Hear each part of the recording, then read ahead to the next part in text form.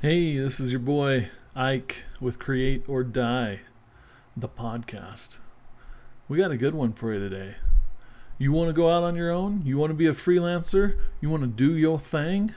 Well, today we're going to talk about 10 steps on how to do just that and make the jump.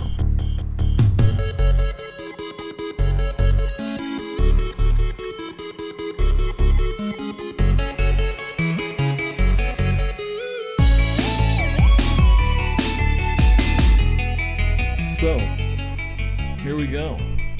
Now, these steps are in no specific order as far as, importance. They're all important. You bring them all together to complete the picture. And you may say, 10 steps. Wow, is that all it takes? Or maybe you say, 10 steps, that's too much.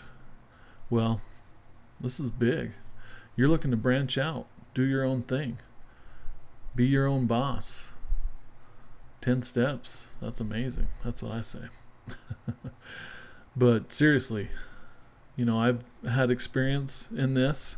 I've failed, I've been successful, I've learned, I've grown, and these 10 steps are not just my opinion on what makes for a good freelance career, but it's also backed up by science, other sources from reputable sources. Did I say sources twice? I think so. But yeah, got an article from Forbes on the 5 essential tips for building a successful freelance career. Check that out. Creative Boom had 10 tips for building a successful freelance career. Entrepreneur Magazine, 7 keys to starting a successful freelance career. The Balance, Small Business, How to Build a Successful Freelance Career, and more, much more. So I pulled this information from 10 sources, kind of edited it myself based on my own experience, and this is the list, the exclusive Create or Die approved list of 10 things. So buckle up, my friends. Number 1, and again, these are in no specific order. Develop a strong portfolio. So if you're just getting out of school, or you've done a few jobs and you feel like you're decent at something, you may or may not have much to go off of in the way of a portfolio. So how are you going to get more work, right? You need a good portfolio. That's how people judge your work. And you can start anywhere. If this is really something you want to do right out of the gates, which is what I did, and I didn't have the experience to know how to do a lot of things, how to scope projects, how to manage the expectations of my customers, how to balance the books and so forth. It was a scary experience. So let that be a warning to you. But if you've been through school, you've done several projects, you've got some experience, and you can put together a decent portfolio from schoolwork or whatever, then yeah, go for it. But really, I think this comes from a lot of experience. Like now, after having nearly 2 decades worth of experience as a commercial creative person, I've created a lot of work, and pulling together a portfolio is much easier. There's a lot of stuff to pull from, good and bad, because some things are heavily directed by the client or boss or committee, and you might not not like it. So part of building a good portfolio is being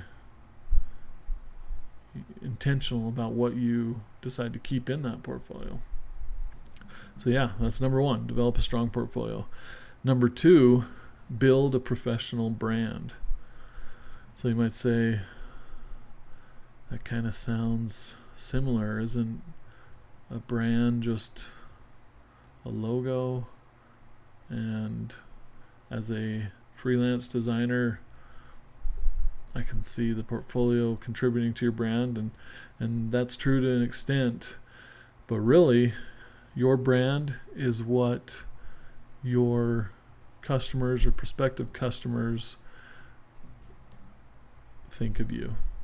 It's something you can't really have complete control over. You can try to direct people and put stuff out there to help them put together an image in their minds or subconscious or whatever of who they think you are and what your promise is. If they go to you, they expect to get X as a result.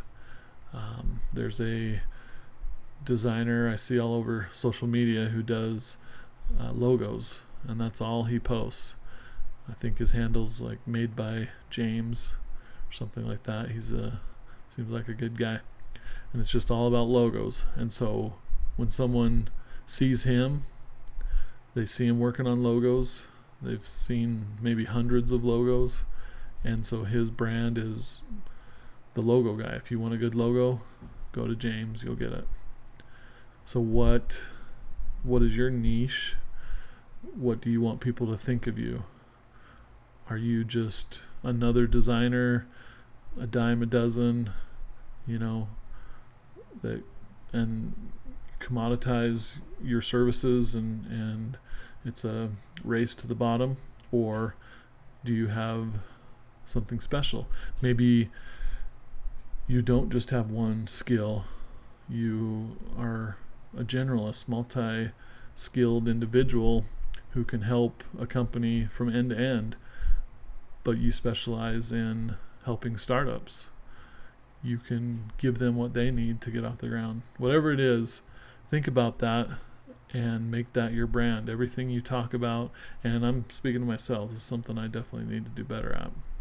I'm a little schizophrenic when it comes to what I put out there on the socials, and so I guess my current brand is the schizophrenic creative who can't decide what he wants to specialize in.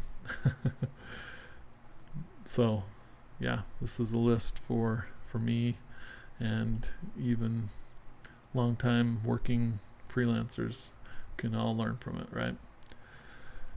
Stay up to date. Number 3, stay up to date with industry trends. Okay. So why is that important? Well, things are changing all the time. The world's changing. Especially if you're by yourself designing in a vacuum and you just continue to dial up the same old solution for everything you do, then your stuff can start to get stale. It can start to get dated.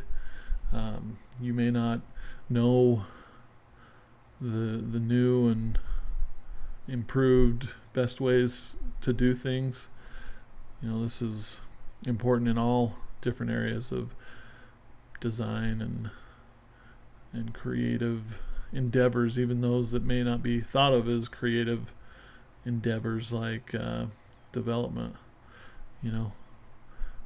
The trends, the tools that are being used are constantly changing. The frameworks, are you using an older version of WordPress or some deprecated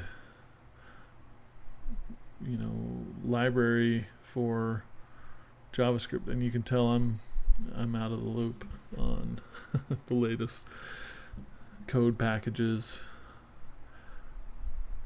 But stay up to date on trends. Every year You'll see at the beginning of the year, hey, these are the design trends of 2023, 2024. Check it out. And you may want to adopt those, or you may look at those and say, those are a little too trendy, those are a little too future forward, or maybe it's a flash in the pan type of idea that is never gonna gain traction, and I'm gonna avoid that thing. Whatever it is, it's always better to at least know what's out there. Number 4, network effectively. And this is all about building relationships with other freelancers, designers, and professionals in your field. You can attend networking events, use social media to connect with potential clients and collaborators, but you gotta get the word out there. One thing that I've found super valuable is those people that you've worked with over the years, maybe in-house, or people you went to school with, which is actually one of the most valuable parts of attending higher education, in my opinion, in this field, is to build those relationships.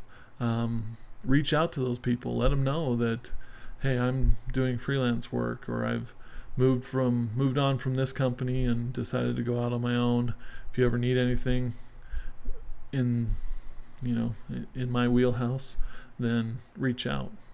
I've had a lot of success with that recently, so definitely do that. Number 5. Now this one could be number 1. This could be at the top of the list, but again, there's no specific order, and that is be responsive and professional. So this may seem like table stakes, it may seem silly, but it is literally so important. As someone who has worked with contractors and been on the other end of things, if I can't get a hold of that contractor immediately, or if they don't deliver on time and they're always giving excuses, or I just don't hear from them, that relationship is going to be short-lived. I remember several years ago, and this was not as a freelancer, I was working as part of a small studio, but I was pretty much the sole creative, maybe one of 2 people, and we had just landed this big client and had this relationship, and I had decided that, okay, I want to manage expectations. I don't want this person to feel like they can get a hold of me anytime and give the perception that they're my only client. I wanted them to think like, oh, this guy is busy, he'll get back to me when he can get back to me. And I remember my contact reaching out, probably through email, and I received the email, and I'm like, okay, good, I'm going to wait to the end of the day and respond to this email, or maybe reach out tomorrow. And it wasn't 30 minutes, an hour later, I got a phone call from this person, and they made it clear, like, hey, if we're going to be able to work together, I need, pretty quick responses, like within an hour. I think of your team, as an extension of my team. And with as fast-paced as things are at this company, we need to be able to communicate super quickly. And so I learned at that moment, like, okay, if I want to work with this client, this is what I'm going to need to do. And, other designers may disagree with this and think that, okay, well, that's not someone I want to work with, and that may be the case. And if you have the luxury to do that, more power to you. But in my experience, both as a freelancer, as a contractor, as well as someone who is on the other end and hiring those people, or relying on those people. This is super valuable, and there are so many that don't do these simple things. And so you'll request something, they'll say, okay, yeah, let me get you an estimate on that. And then 2 days will go by, and you might have to reach out again. It's like, oh, are you still interested in this? If so, I need an estimate within 2 hours or whatever. And then they're like, oh yeah, sorry, okay, here you go. And then you're desperate and you go ahead and move forward with that person. And then they say, okay, great, I'll get you this first draft, in a couple of days. And a couple of days goes by, 3, 4, and you haven't heard anything, and you're reaching back out to that person. Or am I going to be able to get this by the end of the day, because I need to deliver it to my boss because the event is tomorrow or whatever. And they may make excuses or be like, oh, I didn't realize that, or whatever. It's just you're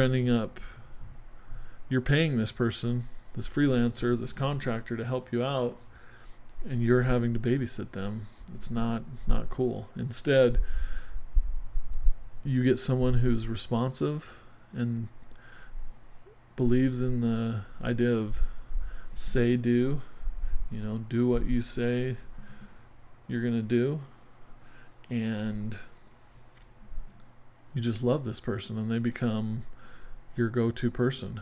They tell you, yeah, I'm on this. They repeat what you've asked them to do. They may follow up in writing an email and reconfirm, even like, okay, I'm going to have this to you by 7 a.m. tomorrow morning, first cut. Please get back to me by this time, and then I can deliver the revisions by this time. And it just goes super smooth, and it goes a long way because it helps you stand out. So I know I kind of went off on some tangents, but that one's important to me, and I've seen it work miracles in my career. Number 6, embrace collaboration. So collaborate with other freelancers and designers. By working with others, you can learn new skills, expand your network, and then gain exposure to new clients and projects. So, if you don't want to be the expert in all things, which I definitely recommend you don't. I used to do some front-end development 10, 12 years ago. It's probably been longer than that since I really professionally did it. And like, for example, I had a recent client ask me, can you help me build out this WordPress site? Not only design it, but build it. And thankfully, I was smart enough to say, that's not something I can do. I'll look around, my network for others that may be able to do that, but what I'm committing to is the design. And if you're able to get a subcontractor to do that work and you rely on that person, which goes back to the previous key or step, then more power to you. But if you're collaborating, you're sending people work, they're sending you work, you're introducing them to new clients, they're introducing you. It's just a great way to build that pool, those multiple pools of business development. Okay, number 7 on the list, cultivate a diverse skill set. Develop a diverse skill set that aligns with your niche or niche, however you like to say it, and is in demand in the industry. This will help you broaden your client base and increase your earning potential. So while the previous one said, embrace collaboration, there are certain things that you don't want to be doing or you don't feel proficient at. At the same time, always be getting better at those core skills that you have, and if you can see an area to add a new skill, then more power to you. And that's something, and I know I've said this probably 100 times before, but as a self-diagnosed creative ADHD sufferer, someone who just is interested in so many different aspects of creating, I have to be kind of disciplined to not overextend myself or promise things that, maybe I'm not an expert in, but there are, the fact that I'm been able to add skills like animation, motion design, 3D on top of my illustration, web design and graphic design skills, just make it all the better, because a lot of projects, the client doesn't realize that maybe a web designer isn't capable of creating custom illustrations or animations for that web page. They'll design it based on the assets you provide, or they can rely on stock assets. But if you're someone who can also create things from nothing and offer more, then that can be a big differentiator. So that's number 7. Number 8, prioritize professional development. And you might say that kind of goes along with number 7, and you're probably right. But there's more to it. That number 7 was just about adding other skill sets. Number 8 is about taking maybe the skill sets that you currently have and continuing to stay up to date with them, learn more about them. And there are skills that might be called soft skills, or things that aren't necessarily your creative skills, like communication, how to draft a good email, how to market yourself on social media, how to write compelling hooks, how to use AI to help you do those things. Whatever it is, that's important to continue to keep yourself sharp. Okay, number 9, deliver high quality work.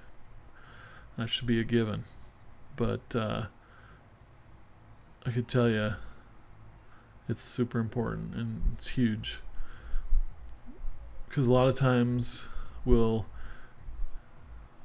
get into kind of this groove, or you're busy and maybe you're excited to work on another project, but you've promised to create this presentation that you're not very excited about, and so you decide to just kind of phone it in and give it less than awesome effort, for lack of a better term. The client is they're gonna feel that, and they're gonna feel like they're not as important to you, and maybe they're not. There are times as you grow your business that you graduate from one level of client to the other, and you have to fire one of your clients. But be sure that you can do that before you do it. Otherwise, you may turn around one day and find yourself without any clients. But high quality work, you need to put yourself out there as an artist. I know it's hard sometimes to spend all this time, and they may hate it, Well, high quality work doesn't mean that you can't send anything over to that client until it's a polished masterpiece. High quality work might mean, a combination of what we've already talked about being professional and communicating clearly and being responsive. It's like high quality work might be, I'm going to send you a quick wireframe within 5 hours of our initial creative brief and get your feedback. Did I capture the requirements for this job? Look past the fact that it's just a straw man visual here, but is this laid out in a way that is in line with what you, Mr. or Mrs. Client, is looking for? I mean, that's high quality work, because you're taking care of the process. The process is a reflection of your work as well. So I think you get it. And I have a tendency to ramble. So without further ado, number 10, which again, no specific order, but take care of your health and wellness. Now, this doesn't necessarily mean that you need to be a swimsuit model to be a designer. If that were the case, I would not be sitting here talking to you right now. What it means is that in this world of high stress, hustle, and sitting down, which is the new smoking, right? I am sitting down 22 hours out of the day, sitting or lying down. It's sad. So what do? Well, get up, take a walk, get some fresh air, implement a exercise routine, because not only is that going to help you physically get that blood moving, get that heart pumping, but it's also going to help clear your mind, help you to think sharp, give you the opportunity to step away from your work, come back at it, and look at it with a fresh pair of eyes, fresh pair of peepers. But yeah, recharge those batteries, drink lots of water. If you have a stand desk, stand up from time to time while you're working. The one thing I'll do is when I'm concepting things, I'll try to at least get away from the computer and either sketch on paper or on my iPad in a different place. And when it's nice outside, that's a good option. I've been known to go into the backyard and sit on a chair back there. There I go, sitting again. But it does help alleviate stress. Another thing that I've implemented in this year, it's been kind of a New Year's resolution, if you will, is saunas. I bought a portable sauna. Get in there, get that thing going, help sweat out some of them toxins, clear the nasal passage, whatever. This is getting weird. Sorry, but yeah, sauna. I know people are big on ice baths or whatever. I've yet to want to try that. That's I'm sure it's good. More power to you. But yeah, I hope that helps. Again, this list of 10 key steps to building a successful career as a freelancer. Let's recap it real quickly. Develop a strong portfolio, number 1. Number 2, build a professional brand. Number 3, stay up to date with industry trends. Number 4, network effectively. Number 5, big one, be responsive and professional. Number 6, embrace collaboration. Number 7, cultivate a diverse skill set. Number 8, like unto it, prioritize professional development.